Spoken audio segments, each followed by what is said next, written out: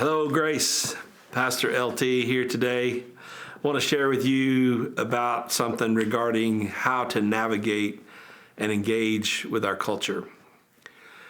We have experienced rapid change in our world, Western culture, with the rise of technology, different modes of communication.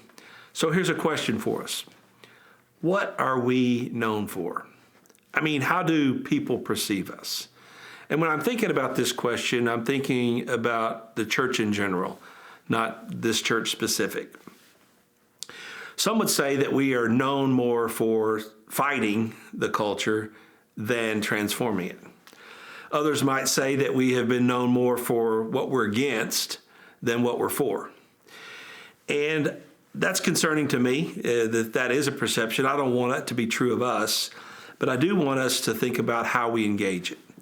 So we find a phrase in John 17 that says we're to live in this world, but not of it. And so when I think about that verse, I want to think about how do we go about that. So I have three thoughts for you today. Three thoughts to ponder on to how to apply to engage with the culture that we find ourselves living in.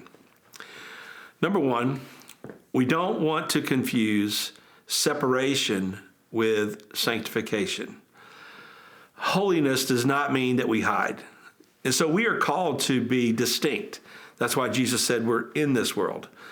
But we are not called to be distant. So we have to ask ourselves this question. Is this a big part of what we're doing?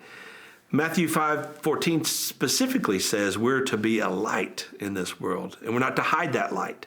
So that light's meant for others to see and others to reflect on who Jesus is. So we don't want to hide from the culture. We're called to be a part of it, and we don't want to confuse those two together. Number two, we don't want to trade discipleship for debate. We can be guilty of arguing, trying to win an argument, but not focused on how we live day to day. This would be convictions without character. This would be us engaging with someone for another purpose than helping them become closer to Christ.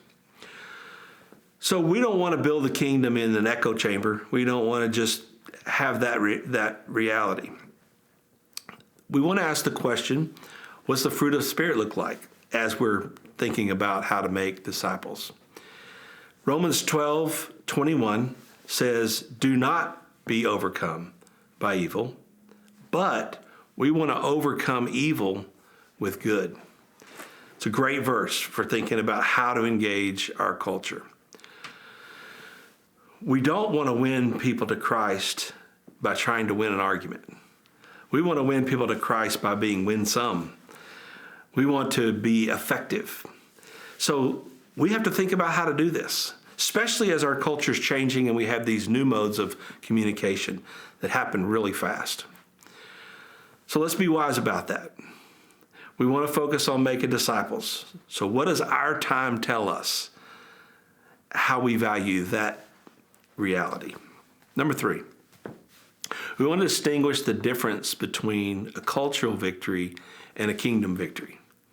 When our focus shifts to winning the culture, we start defending our side or taking sides instead of pushing people to the gospel.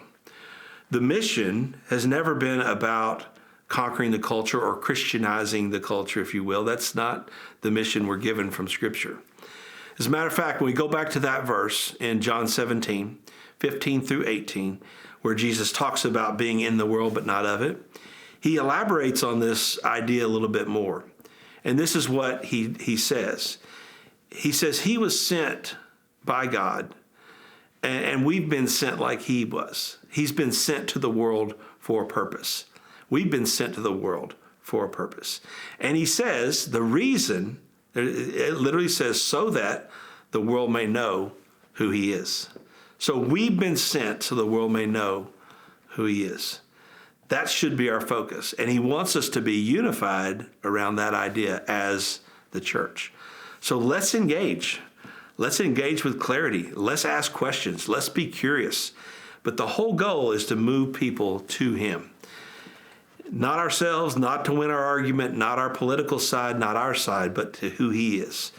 He's enough for them. So most importantly, we want to reflect Christ's likeness as we engage this culture.